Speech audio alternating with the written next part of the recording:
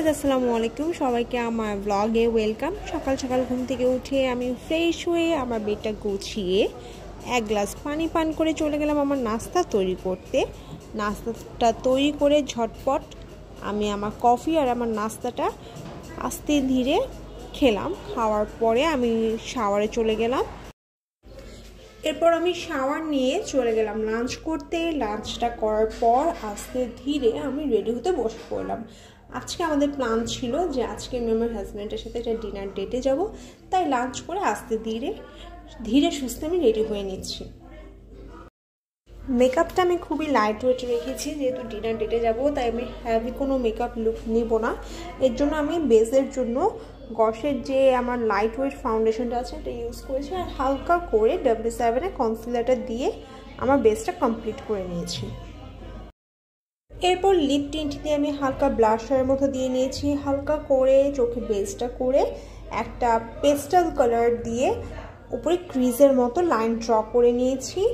প্রত্যেকটা প্রোডাক্ট আপনারা পেয়ে যাবেন এলিগ্যান্ট গিফট কর্নার পেজ থেকে। যেহেতু আমি ওই পেজের ব্র্যান্ড প্রমোটার, তাই আমার কাছে ওই পেজেরই প্রোডাক্ট বেশি থাকে মূলত। এরপর ফোকালুরের 48 নাম্বার লিপস্টিকটা দিয়ে আমি আমার মেকআপটা কমপ্লিট করে নিলাম। Here is my final look. এরপর আমরা রওনা হয়ে গেলাম আমাদের গন্তব্যে। মূলত আজকে আমরা যাচ্ছি বনানীর সাইডে, ওখানে মিট থিওরি যেখানে, ওখানে আমরা স্টেক খেতে যাব। অনেক দিন যাবত আমাদের প্ল্যান ছিল স্টেক খাওয়ার, কিন্তু সময় হয়ে উঠছে না বেবি হওয়ার ফলে।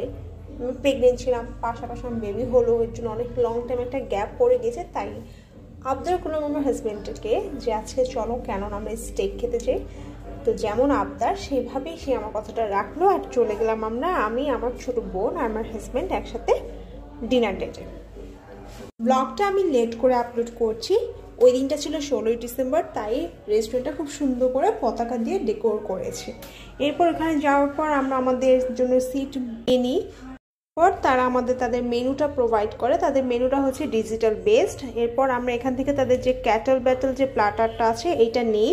তাদের ওইখানে সেদিন অফার চলছিল যে একটা প্ল্যাটার নিলে একটা স্টেক ফ্রি, তাই আমরা সিলনের একটা স্টেকও তার সাথে পাই। তার সাথে এমনি 3 সাইড ডিশেস ছিল, সেখানে আমরা চুজ করি ম্যাশ পটেটো, রাইস আর হচ্ছে মাশরুম। এছাড়া 2টা সস ছিল, আমি এখান থেকে চুজ করেছিলাম চিজ সসটা আর হচ্ছে তাদের হাউস স্পেশাল যে সসটা আছে সেটা। এছাড়াও আমরা আরেকটা ডিশ অর্ডার করি, সেটা হচ্ছে একটা রিব অর্ডার করি আমরা। রিবটা তারা ভিতর থেকেই প্রিপেয়ার করে নিয়ে আসে, কুক করে নিয়ে আসে আমাদের সামনে এসে একটু আগুন ধরিয়ে উপর একটু ফায়ার বার্ন করে তারপর উপর একটা সল্টের একটা লেয়ার থেকে সেটা ব্রেক করে আমাদের সামনেই এটা আনপ্যাক করে। খুবই ভালো লাগছে দেখতে, আর টেস্টও অনেক মজা ছিল। এত জোস টেস্ট ছিল, জুসি ছিল আর অনেক সফট ছিল। এই রিবের সাথে আমরা এক্সট্রা 2টা সাইড ডিশ পাই, সেখানে আমরা চুজ করি ভেজিটেবল আর হচ্ছে পটেটো ওয়েজেস, আর একটা সস পাই সেটা আমরা চুজ করি hot chilli sauce. Honestly speaking আমি বলবো ভুলেও কেউ স্টেকের সাথে হট চিলি সসটা ট্রাই করেন না।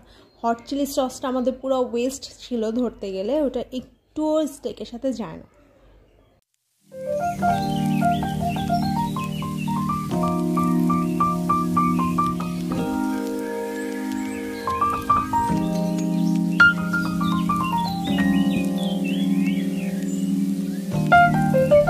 খাওয়া শেষ করে আমরা বেরিয়ে পড়ি বাসায় যাওয়ার উদ্দেশ্যে। এরপর বাইরে যে সুন্দর করে 16 ডিসেম্বরের জন্য সাজানো হয়েছে সেটা দেখতে দেখতে একটা ক্লিপ নিয়ে নিই।